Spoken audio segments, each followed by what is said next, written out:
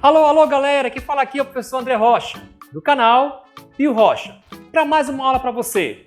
Hoje com o assunto Evolução. Evolução, aula 1. Galera, não se esqueça de se inscrever no nosso canal, o canal Pio Rocha. Ative também o sininho das notificações. Deixe o gostei. E você também pode fazer comentários, nos dar sugestões, pois isso vai enriquecer muito o nosso canal. Espero por vocês. Vamos lá!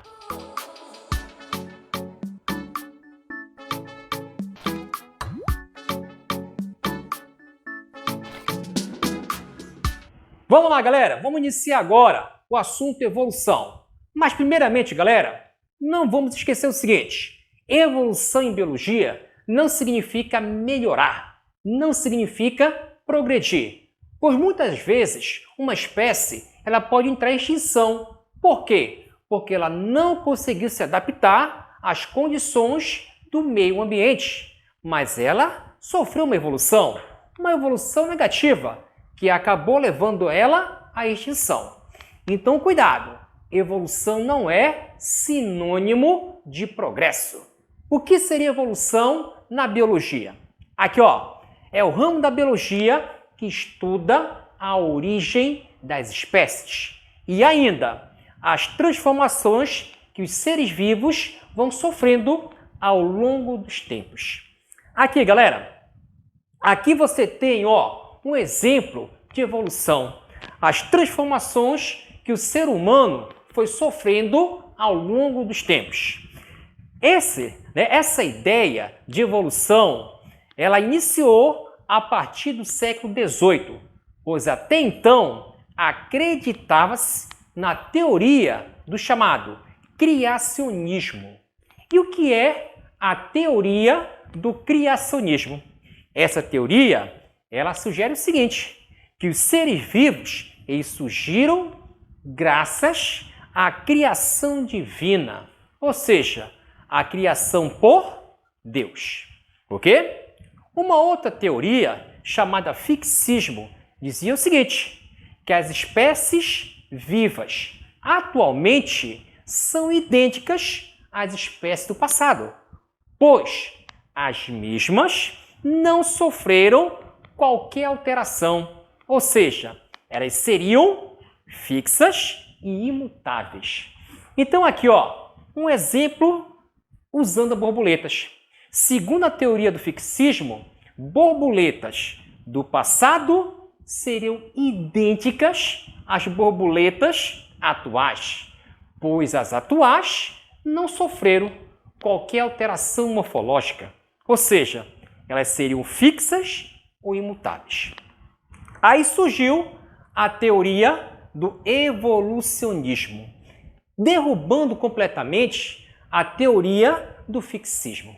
Segundo a teoria do evolucionismo, aqui, ó, as alterações sofridas nas espécies ao longo do tempo seriam decorrentes de uma adaptação ao meio ambiente. Então as espécies não seriam imutáveis, tampouco fixas.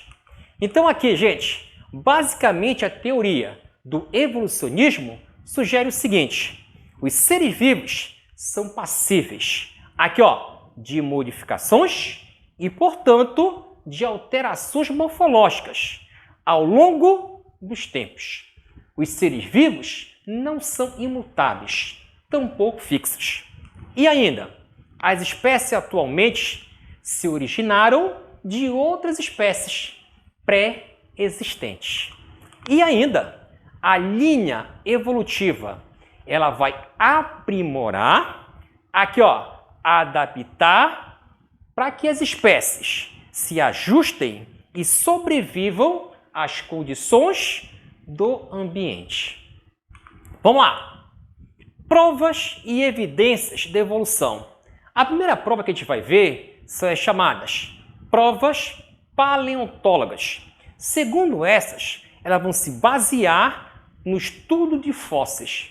Fósseis, esses que podem ser restos, vestígios ou simplesmente impressões de seres vivos que viveram no passado ou em épocas passadas. Aqui você tem um exemplo, ó, de uma pata de algum animal que está presa, né, incrustada dentro de uma rocha. Isso aqui é uma impressão, é um vestígio de um ser vivo, de um animal que viveu em épocas passadas. É um exemplo de uma prova paleontóloga, ok? Uma outra prova é a chamada prova bioquímica, que vai se basear no estudo de compostos informacionais, como é o caso do material genético, ou seja, dos ácidos nucleicos, DNA e RNA, e também de algumas proteínas, ok?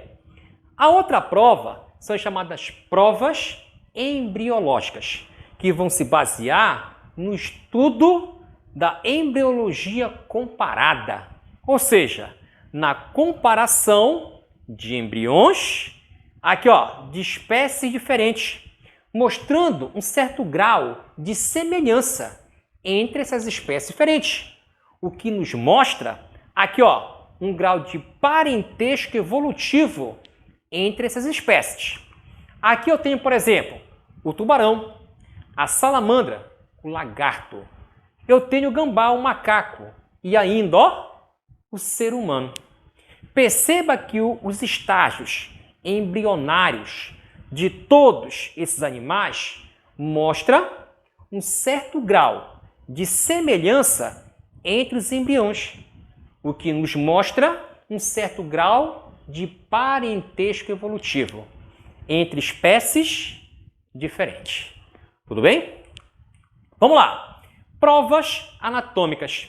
Aqui vão se basear nas chamadas estruturas homólogas, estruturas análogas e estruturas vestigiais.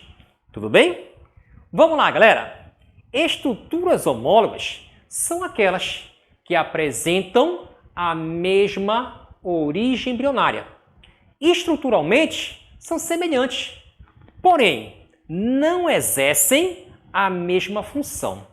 Exemplo, braço do homem, pata dianteira do cavalo. Aqui, ó, asa do morcego, nadadeira peitoral das baleias. Vamos lá. Observa que o braço do homem e a pata dianteira do cavalo possuem ossos semelhantes, como é o caso do húmero, do rádio, da una. Por quê? Apresentam a mesma origem embrionária. Porém, a função do braço do homem será a mesma função da pata dianteira do cavalo? Não. Então, são duas estruturas com mesma origem embrionária. Estruturalmente, são semelhantes, porém, não exercem a mesma função. São estruturas homólogas. Tudo bem? Vamos lá. E as estruturas análogas? Agora são aquelas onde a origem embrionária não é a mesma. Estruturalmente, não são semelhantes, porém exercem agora a mesma função. É o que acontece com a asa das aves. É o que acontece com as asas das borboletas. Perceba o seguinte, ó, a asa de uma borboleta, que é um inseto, é formada basicamente de quitina, um polissacarídeo, com nervuras. Já a asa de uma ave, ela apresenta estruturas ósseas e ainda apresenta penas. Estruturalmente, não são semelhantes, porque não têm mesma origem embrionária. Porém, as duas asas exercem a mesma função. São relacionadas ao voo, tanto das borboletas quanto das aves. Logo, estruturas que não apresentam mesma origem embrionária não são semelhantes, mas exercem mesma função, estruturas análogas. Ok? E aqui, ó, estruturas vestigiais. Aqui são aquelas que podem estar atrofiadas, pouco desenvolvidas em alguns seres, porque não exercem nenhuma função, porém são bastante desenvolvidas em outros indivíduos, porque nesses outros indivíduos exercem uma importância, uma função. Aqui, galera, apêndice vermiforme é uma estrutura bastante reduzida no homem, no ser humano. Porém, uma estrutura que em herbívoros, como é o caso dos coelhos, é bastante desenvolvida, porque no interior desse apêndice vermiforme no coelho, você vai encontrar alguns organismos mutualísticos que vão produzir uma enzima chamada celulase para fazer a digestão da celulose. Então aqui eu tenho, repare o trato digestório do coelho e do ser humano. No ser humano, o apêndice vermiforme é pouco desenvolvido, uma espécie de vestígio, porque não exerce qualquer função. Já no coelho, a estrutura ela é bastante desenvolvida. Aqui dentro você encontra alguns micro-organismos que vão produzir a celulase para fazer a digestão de quem? Da celulose. Um outro exemplo, o osso cóccix seria um vestígio de cauda que você encontra em outros indivíduos, em outros animais, como é o caso do macaco. Aqui, o cóccix no ser humano é uma estrutura pouco desenvolvida.